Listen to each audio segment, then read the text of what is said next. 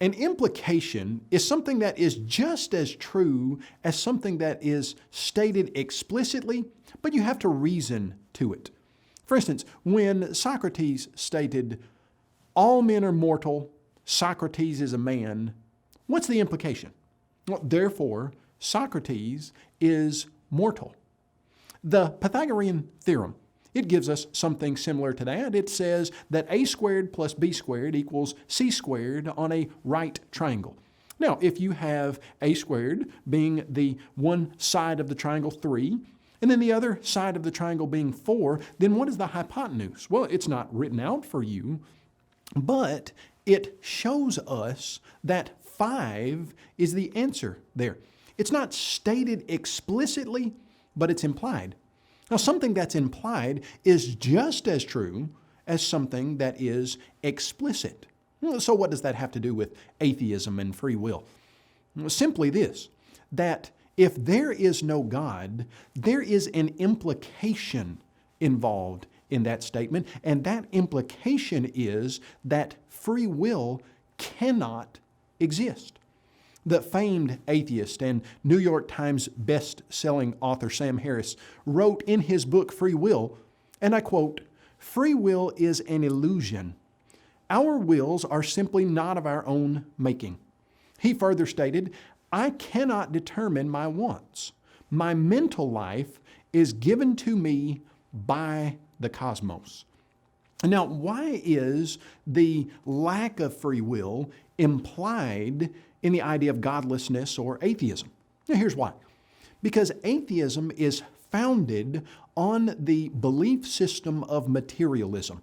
Materialism is simply the idea that there is nothing super material, that there is no soul, that there is no mind, that there is no personality, that when you are talking about yourself, or I am talking about myself, then all we can mean by that is we are talking about the physical properties that compose the bodies that we can touch, see, taste, hear, or smell.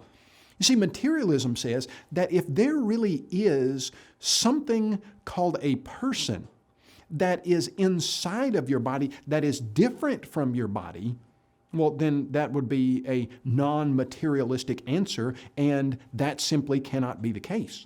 And that's why modern atheism is forced to say that when you do something, it's not really you doing it. It's your body forcing upon you whatever it is. And yet, they wouldn't even say it's your body forcing upon you. They would say ultimately, there's no real you. They would say there's nothing that composes your personality that decides what to do, where to go, how to act, how to behave. In June of 2015, evolutionary biologist Jerry Coyne delivered a lecture at the Imagine No Religion convention in Vancouver, Canada. And in that speech, he said, "Now many of you don't accept that. You don't believe that you are robots made out of meat, which is what I'm going to try to convince you of today." Now, did you catch that? Dr. Coyne said that to his atheistic audience, you don't believe that you are a meat robot, but the implication of atheism is that you are. And so he said, I'm going to try to convince you of that. Now, wait just a second. Try to convince you of that. Try to convince who?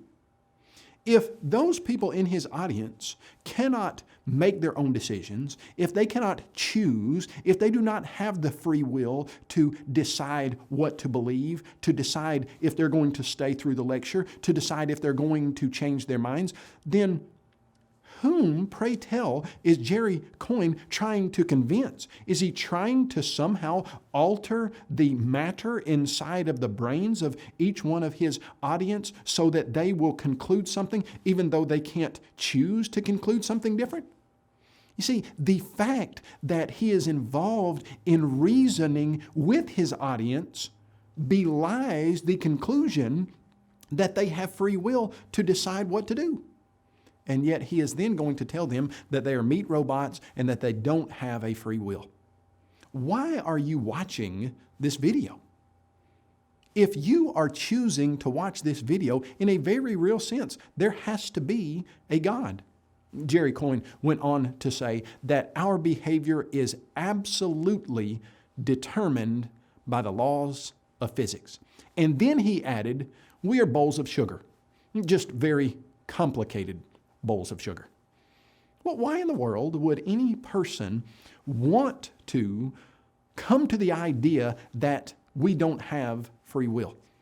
One of the reasons for that, in fact, I would suggest the primary reason, is to deflect human moral responsibility. You see, if you are just atoms banging around in a body, then what you do, well, you can't be held responsible for. It's not your fault that you lied, that you cheated, that you murdered, that you committed adultery with someone else's wife. That can't be chalked up to you because ultimately there is no you.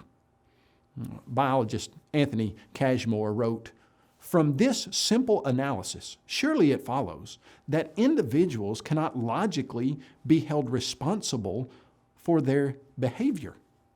And then Coyne added when he was speaking to his audience, "Almost all of you here don't believe in moral responsibility. Think about that." He went on to say, "I don't consider myself morally responsible because I don't have a choice." Is that true, that you don't have a choice? Now, the problem with this line of reasoning is that simply every single one of us recognize that there is an us. We recognize that we are people. What Coyne and Cashmore and Sam Harris and other atheists are admitting is, hey, you're right. If there is no God, then free will cannot exist. But instead of saying free will does exist, so there must be a God, they then say, okay, free will doesn't exist. And what everyone thinks they're doing when they're making decisions is just an illusion.